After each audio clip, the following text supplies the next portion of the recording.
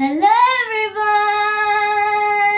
I am Prajakta and today we are going to learn about chapter The Globe and Our Earth of SST Class 5.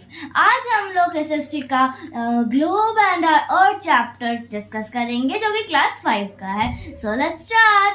So in this chapter we will discuss about the shape of the earth. Why does the earth appear flat?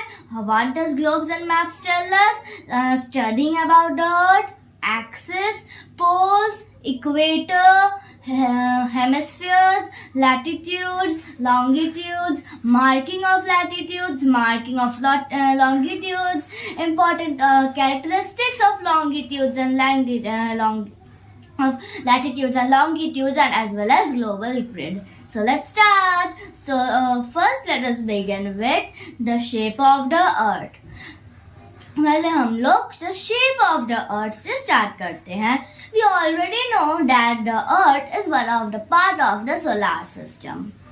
As you can see, picture on the screen taken from space, that the earth is round in shape, just like an orange, with the top and bottom a bit tapered. आप देख सकते हैं screen में जो picture है उससे कि अर्थ round है और वो उसका टॉप पार्ट जो है और बॉटम पार्ट जो है वो थोड़ा सा फ्लैट है, वो थोड़ा सा टैपर्ड है, वो थोड़ा सा फ्लैट है. But people did not always knew this.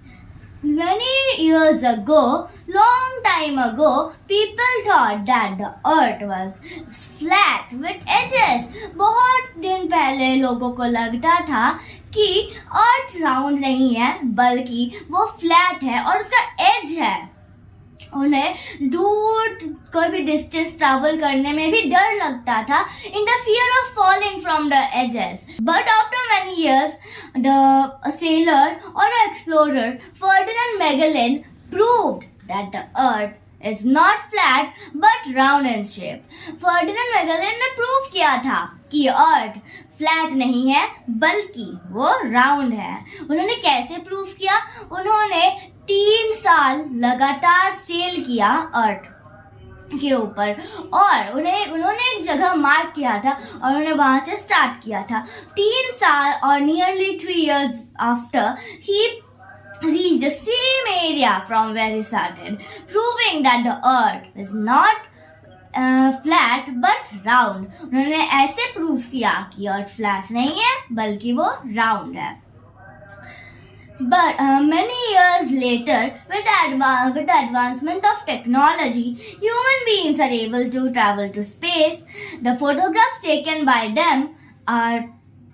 those people prove that the earth is round. जो अब हम लोग पढ़ते हैं कि अर्थ राउंड है बट वो फ्लैट क्यों अपीयर करता है. Why does the earth appear flat?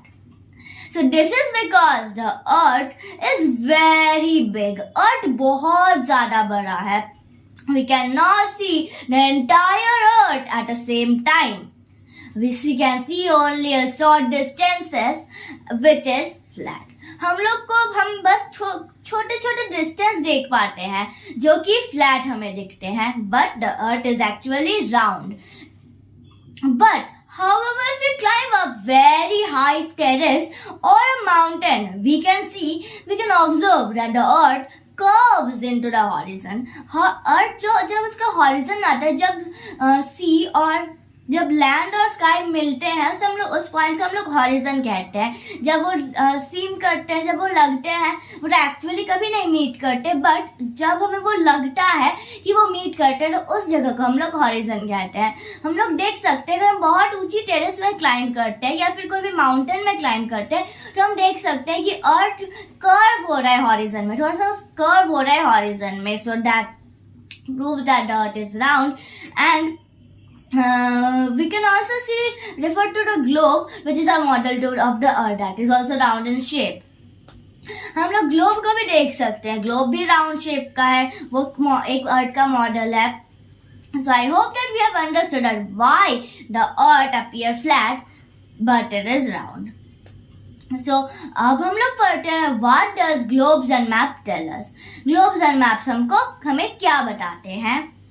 Our earth is very big, but it is not possible for us to study the entire earth without having a proper look at it, without having a complete look at it.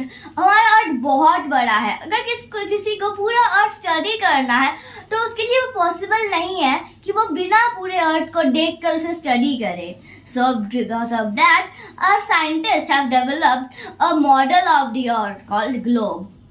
Scientist ने उस problem का solution निकालने के लिए एक model तैयार किया है जिसे हम लोग कहते हैं globe. A globe is very useful. Everything present on the earth, such as the continents, oceans, countries, are marked on a smaller scale on the globe. They are marked precisely on a smaller scale. जो भी उसमें है अर्थ में, जो भी continent है, countries है, oceans है, वो प्रिसाइजली मार्क किए गए हैं ग्लोब पे. एक स्मॉल स्केल में उसे मार्क किया गया है. Globe shows the exact location of a place on the earth and some major countries as well. जो भी कंट्रीज है और जो कॉन्टिनेंट्स है, जो भी ओशंस है, वो एग्जैक्ट लोकेशन दिखाते हैं कि वो अर्थ में एग्जैक्टली है कहाँ. क्योंकि हम लोग तो स्पेस में जाके वो नहीं फाइंड आउट कर सकते कि लाइक अफ्रीका कौन से पार्ट में है. सो ग्लोब वो हमें फाइंड करने में हेल्प करते हैं. Though globes are commonly used in school, colleges and offices, but they also have some drawbacks. Globes का भी कुछ drawbacks होता है. We cannot carry globe wherever we go. जैसे अगर हम लोग कहीं जा रहे हैं तो हम उस ग्लोब को हाथ में लेके हमेशा हर जगह नहीं जा सकते. But if we use map at that place, it will be useful for. It will be very easy for us to carry that. And we can also look at very minute details on the map. On the globe, due to limitation of space, we cannot see the small details. We cannot mark the minute details like the cities and all, like a particular locality, a city or a state or a country like that. We cannot locate it on the globe. But on a map, it is possible for us to locate the small places, minute details. Map पे हम लोग minute details easily locate कर सकते हैं. For example, हम लोग map में अगर चाहे तो रांची का भी हम लोग मैप देख सकते हैं, हम लोग पूरे इंडिया का भी मैप देख सकते हैं. बट ग्लोब में हम जितना भी ढूंढे, हम लोग को कोई भी स्टेट हम लोग मार्क नहीं कर सकते, क्योंकि ग्लोब में एक लिमिटेशन होता है स्पेस का, जिसकी वजह से हम लोग उसे मार्क नहीं कर सकते. डिफरेंट चीज के लिए मैप हम लोग को डिफरेंट मिलता है, जिसकी वजह से हम लोग मैप में उसे इजीली मार्क कर सकते हैं. सो अब हम लोग जान लेते हैं कि studying the earth easier, scientists have developed some points of reference. हम लोग अगर अर्थ को स्टडी कर रहे हैं, इसको इजी बनाने के लिए साइंटिस्ट ने कुछ पॉइंट्स बनाए हैं रेफरेंस के लिए, जो कि सब इमेजिनरी पॉइंट्स है. तो हम लोग अब उनके बारे में जानेंगे. तो पहला है access. So as we all know that we can only see half of the earth at the globe at a time. हम लोग ग्लोब अगर लेते हैं तो उसका हाफ पार्ट ही देख सकते हैं एक टाइम में. We cannot see the entire globe at a time. So we can turn it around an imaginary line called the axis. Axis उस imaginary line है जिससे वजह से हम अर्थ को टर्न कर सकते हैं और उसके ऊपर अर्थ रोटेट करता है. So the axis is tilted at an angle of 23.5 degree and like this, and it is not straight. It is tilted at an angle of 23.5 degree. Axis जो है वो 23.5 डिग्री में टिल्ट किया हुआ है, वो स्ट्रेट नहीं है, और उसके ऊपर जो अर्थ है वो रोटेट करता है. We already know that the earth rotates continuously, it doesn't stop, so it rotates on its imaginary line called the axis. जो एक्सिस होता है वो अर्थ के बीच से पास करता है. स्लैंटिंग वो थोड़ा सा टिल्ट होता है, वो स्लैंटिंग होता है, जिसकी मदद से अर्थ रोटेट करता है. सो अब हम लोग जान लेते हैं पोल्स के बारे में. The end point of the axis of the earth are known as poles. जो एक्सिस उनका भी तो कोई एंड पॉइंट जरूर होगा, तो जो उनका एंड पॉइंट होता है उसे हम लोग कहते हैं poles. So there are two poles, the north pole and the south pole. जो नॉर्थ की तरफ है उसे कहते हैं नॉर्थ पोल, और जो साउथ की तरफ है उसे कहते हैं हम लोग साउथ पोल. जो भी एंड, जहाँ पर एक्सिस का एंड पॉइंट है साउथ में उसे साउथ पोल कहते हैं, और जहाँ पर नॉर्थ डायरेक्शन में जहाँ उसका एंड पॉइंट है उसे हम लोग कहते हैं नॉर्थ पोल. अब हम लोग जानते हैं इक्वेटर किसे कहते हैं. So if we look at the earth globe very carefully, we will see an imaginary line passing around it. So that is the equator. It is running to the middle of the earth, and it divides the earth into two equal halves, and northern hemisphere and southern hemisphere. So जो two equal halves में उसे हम जो equator है अर्थ को two equal halves में divide करता है. इक्वेटर भी इमेजिनरी है और पोल्स भी इमेजिनरी है. जो इक्वेटर है वो अर्थ को टू इक्वल हाफ्स में डिवाइड करता है, और थ्रू आउट द ईयर उसमें समर सीजन होता है, क्योंकि उस प्लेस में, उस एरिया में डायरेक्ट सनरेज आता है, इसलिए वो area through out the year वो समर रहता है, समर सीजन रहता है. बट जो पोल्स है वो बहुत ऊंचा है, इसीलिए उन एरियाज में जहाँ भी पोल्स है उन एरियाज में थ्रू आउट द ईयर वो विंटर सीजन रहता है, क्योंकि वहां पर जो सनरेज है वो स्लैंटिंग जा रहे हैं, इसीलिए वो throughout the year winter season रहते हैं नॉर्थ पोल और साउथ पोल में. But in the equatorial region it's summer throughout the year because the sun rays are falling directly on them. So अब हम लोग जान लेते हैं कि जो पार्ट्स डिवाइड करते हैं इक्वेटर अर्थ को टू इक्वल हाफ्स में डिवाइड करते हैं, तो उन इक्वल हाफ्स को क्या कहते हैं. सो इक्वेटर हाफ में डिवाइड करते हैं अर्थ को, तो ऊपर वाले हाफ को हम लोग कहते हैं नॉर्दर्न हेमिस्फीयर, और नीचे का जो हाफ है उसे हम लोग कहते हैं southern hemisphere. We have two hemispheres, northern hemisphere and the southern hemisphere. So if you want to make a model of the earth at home, you can make it like this. This is just a plastic ball and a cardboard and few thermocols. So here, this is the axis. This part is the axis, and here and the poles are there. This is one pole, and at the bottom one pole is there. The end point of the axis. This is the axis, and this is one pole, the north pole, and at the bottom there is the south pole. So at this, in the middle you can see that one line is. In the middle you can see that one line is there, that is the equator. That line is the equator, and the hemisphere, you can see that line, that imaginary line over here. The part above that is called the northern hemisphere, and the part below that is known as the southern hemisphere. This is the equator, and the part above that is northern hemisphere, and the part below that is southern hemisphere. These are the two poles, and this is the axis. So now let us learn about longitudes and latitudes. अब हम लोग longitudes and latitudes के बारे में जान लेते हैं. So latitudes, पहले हम लोग जानते हैं latitudes के बारे में. While using a globe, you must have noticed that there are some horizontal and vertical lines passing through the globe. So these lines help us to locate different places on the earth. To locate the different position of some places on the globe. The horizontal lines that run parallel to the equator are called the latitudes. They are also called parallels. जो भी line horizontally जा रहे हैं equator के, जो भी line equator के parallel horizontally जा रहे हैं उसे हम लोग कहते हैं लैटिट्यूड, और इसे हम लोग पैरेलल्स भी कहते हैं.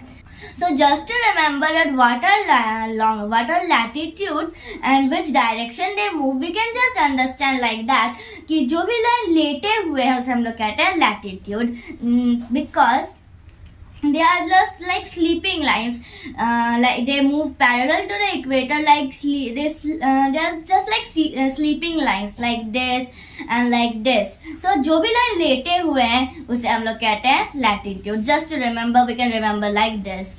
अब हम लोग जान लेते हैं मार्किंग ऑफ लैटिट्यूड के बारे में। हम लोग लैटिट्यूड्स को कैसे मार्क कर सकते हैं। Latitudes are marked as angles north और south of the equator. Latitudes angles पे मार्क किए जाते हैं इक्वेटर के नॉर्थ और साउथ में। इक्वेटर के नॉर्थ और साउथ में equator is marked as 0 degree, north pole as 90 degree and south pole as 90 degree. ये साउथ पोल है, ये 90 डिग्री का है। ये नॉर्थ पोल, सॉरी ये नॉर्थ पोल है, ये 90 डिग्री मार्क किया जाता है इसको। ये साउथ पोल है, इसे 90 डिग्री मार्क किया जाता है। And this equator it is marked as 0 degree. Other latitudes are marked as angles between them, north और south of the equator. तो इस तरह हम लोकेट कर सकते हैं कि ये इक्वेटर है, तो इसके कितने लैटिट्यूड्स, मतलब इससे एक प्लेस कितना ऊंचा, हाउ फार वो नॉर्थ कितने दूर नॉर्थ में और साउथ में कितने दूर है इक्वेटर से, वो हम लोग लैटिट्यूड्स की मदद से हम लोग उसे मार्क कर सकते हैं। For example, a place with 60 degree of latitudes, 60 degree north is situated in the northern hemisphere at an angle of 60 degree from the equator. जैसे एक place अगर 60 degree somewhere होगा over here, तो 60 degree अगर होता है तो 60 degree in the north, अगर कोई place है 60 degree in the north में, so here 60 degree in the north, so in this we can say that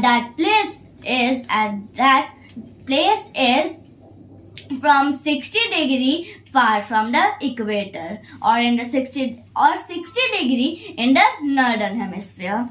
I hope you have understand that what is marking of latitudes, how to mark the latitudes. So now अब हम लोग जान लेते हैं important characteristics of latitude. हम लोग latitude का कुछ important characteristics अब जान लेते हैं. Here are the certain points about latitudes that we must keep in mind. All lines of latitudes are circular as they go around the earth, except the north pole and the south pole as their points. So जो भी latitudes है वो circular है और हमारा अर्थ क्या shape का है, सर्कल। तो जो भी चीज इसके ऊपर जाएगा वो डेफिनेटली वो ऑब्वियसली वो सर्कुलर ही होगा। That's a common sense that all the latitudes are circular. So latitudes move like this parallel to the equator. So as the earth is also a circle, the latitudes also move circular like this. But the north pole and the south pole, they are not circles because they are only the points. This is the point, that is the north pole, and this is one point, that is the south pole. This is not circular as they are only the points and not the lines. All lines of latitudes are placed at equal distance from each other. हर एक latitude का जो line है वो एक दूसरे से equal distance में है. As we move from the equator to the pole, the length of the latitude decreases until they keep on decreasing until they become point at the poles. जब भी हम लोग इक्वेटर से मूव करते हैं, जो भी लैटिट्यूड का जो लेंथ है वो डिक्रीज करते रहता है until वो पॉइंट नॉर्थ पोल या फिर साउथ पोल में जाके पॉइंट बन जाए. जैसे ये इक्वेटर है, दिस इज द